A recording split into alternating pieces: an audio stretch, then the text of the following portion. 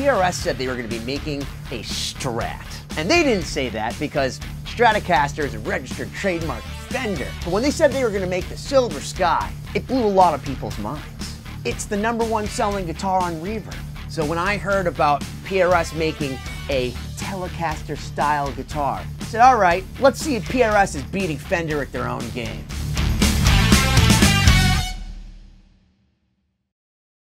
Stratocaster, Telecaster, those names belong to Fender. But I know a Strat when I see one. And this, for me, was basically a new Stratocaster that was just done a little better in many ways. Its essence, its being, its mojo, screams the same way that Fenders used to scream at me growing up. It's a Strat. You ask Paul Reed Smith, they'll tell you it's a Silver Sky, and it's outselling Strats on Reverb. You see them everywhere. They're literally everywhere. So when they announced the NF53, this thing, I know a lot of people's thought process was, again? They're gonna do it again? What could a PRS Telecaster look like? Where this is very much like the counterpart it came from. You know what this is. This, for me, is a T-style guitar. There's no question that it gets some of its mojo and thought process from a Fender. Paul was inspired by a 1953 guitar that he owns. I'll let you guess what it is.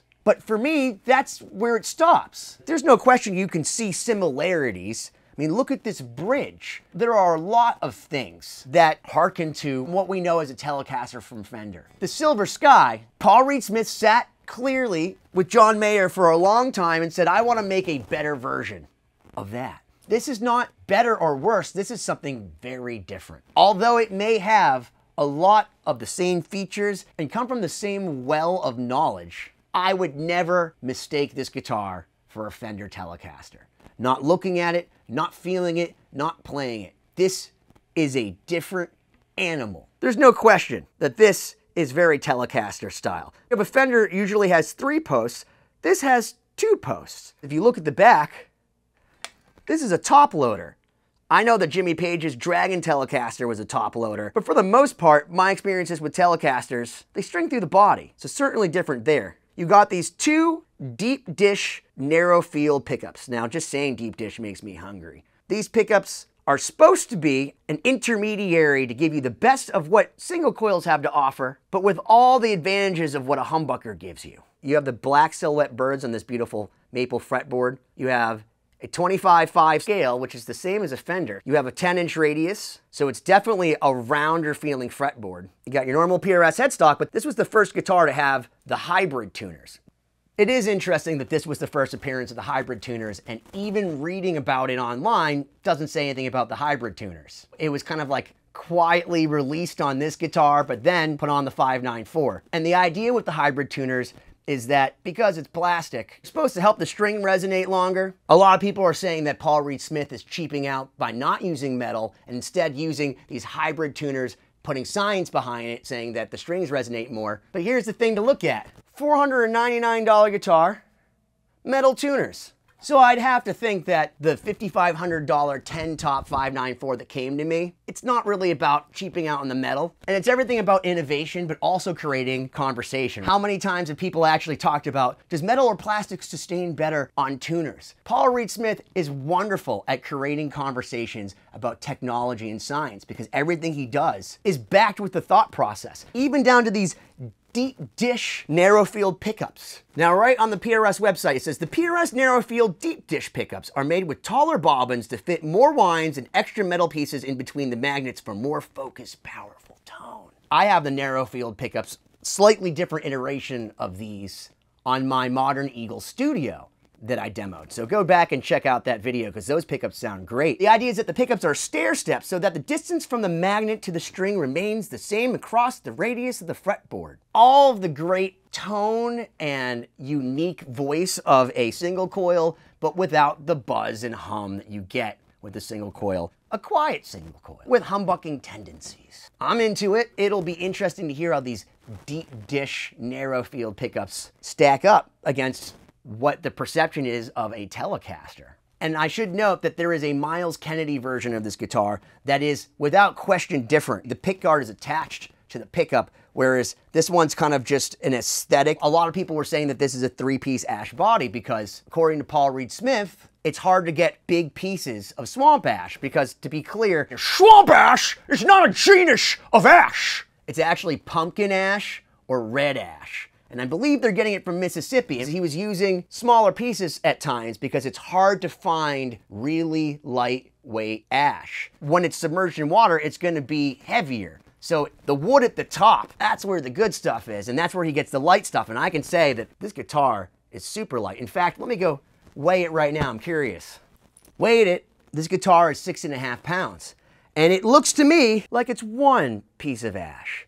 I don't see any line on this. It's taken me till later in life to really appreciate how much having a light guitar matters. And I appreciate the fact that Paul is all about keeping it light. If you're playing a 3-hour gig and you have a guitar like this is gonna be way different than putting on a Norland era Les Paul that weighs 12 pounds. The other thing I immediately noticed when I picked up this guitar is that it has a nice feel to this neck. This is super nice, putting your hands up and down. The funny part is I read people complaining about, oh, I wish PRS wouldn't roll the sides of their fretboard. It feels like a vintage instrument. Unlike most Paul Reed Smiths, this is an understated guitar. I love the opulent 10 tops. I love the abalone inlays. I love all the attention to detail. It's understated, it's refined. It has a beauty that's just been growing on me. Like, it wasn't something that when I first saw it, it just called me from across the room, which is how I feel about a lot of Paul Reed Smiths. And the more that I play this guitar, the more I look down at it, especially it's just this one nice piece of ash.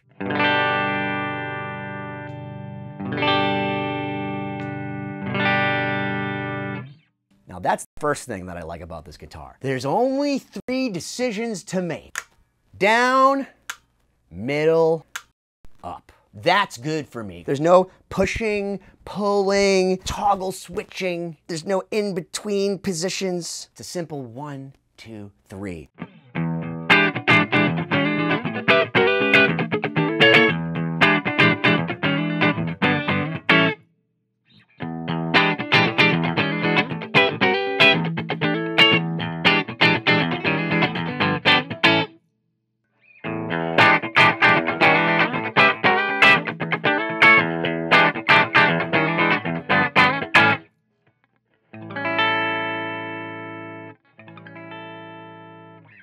Listen to that.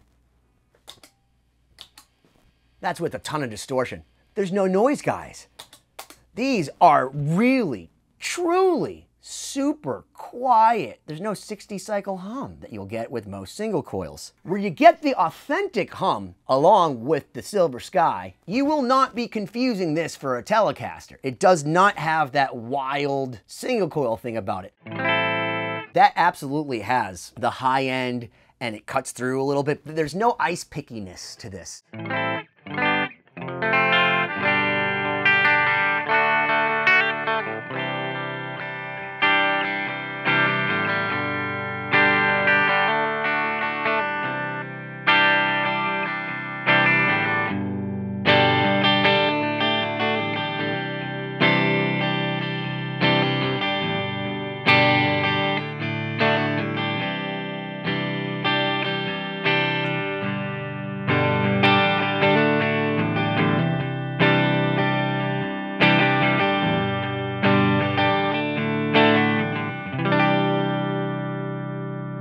Sounds really good. I love how these sound. It doesn't have quite that,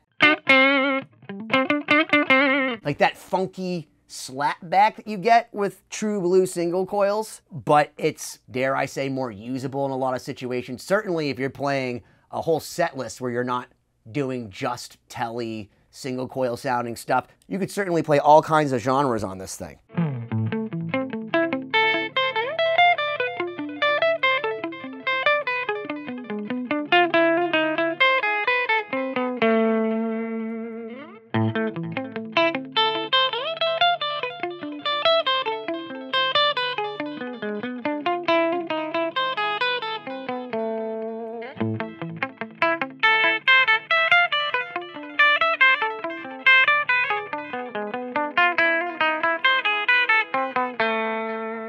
How's this thing sound with a little bit of dirt?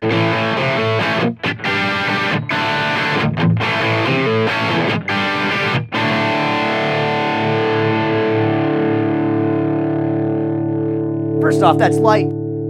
I can feel, with my right hand down here, I can feel the vibrations. You should call Marky Mark and his funky bunch. I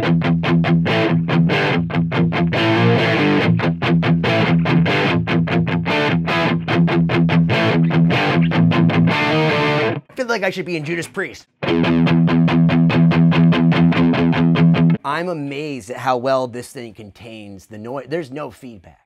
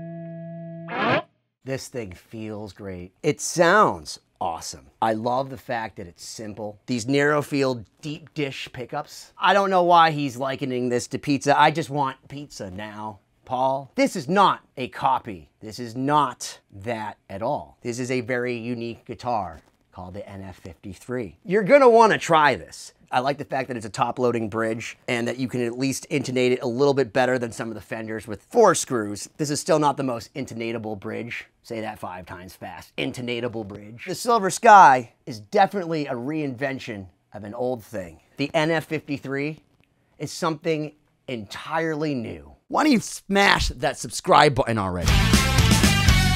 Paul, your guitar is ready.